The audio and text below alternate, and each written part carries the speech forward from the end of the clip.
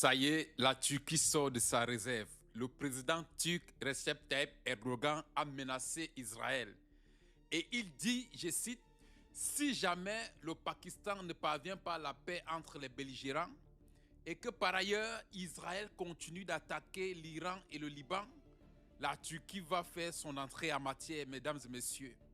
Ce qu'on est en train de vivre là, mesdames et messieurs, c'est inédit au Moyen-Orient. Le Moyen-Orient est en passe d'exploser. Désormais, on pourrait voir un autre théâtre d'opération s'ouvrir entre la Turquie et Israël, sans compter que les États-Unis ont activé puissamment leur sortie de l'OTAN.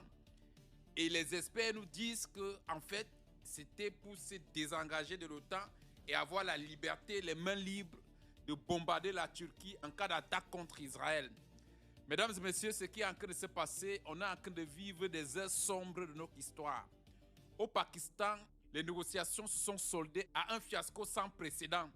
L'Iran accusant les États-Unis de jouer en faveur d'Israël. Entre-temps, mesdames et messieurs, le gouvernement iranien a réitéré que désormais, ils sont sur le qui-vive. En cas d'attaque, ils ont déjà coordonné tous les scénarios possibles pour riposter et de façon dure. Le corps des gardiens de la révolution rappelant au passage que l'Iran dispose encore d'un panel de plus de 15 000 missiles balistiques à ce jour. Donc tout n'est pas terminé, l'Iran n'est pas affaibli. L'Iran est prêt à tenir une guerre de haute intensité, mesdames et messieurs. Donald Trump de son côté lève le ton lors de sa dernière interview, ne disant plus qu'il va attaquer directement Téhéran, avançant désormais que lui aussi va installer un blocus autour du détroit d'Ormuz. Que si l'Iran donc décide de faire passer certains bateaux et de bloquer d'autres sous peine d'un péage, les États-Unis menacent de bloquer tout le monde et que désormais le détroit d'Ormuz resterait bloqué.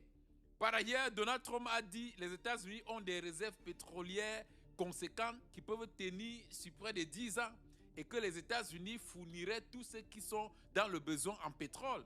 Que l'Iran, en bloquant le détroit d'Ormuz, cela se retournerait contre lui, mesdames et messieurs.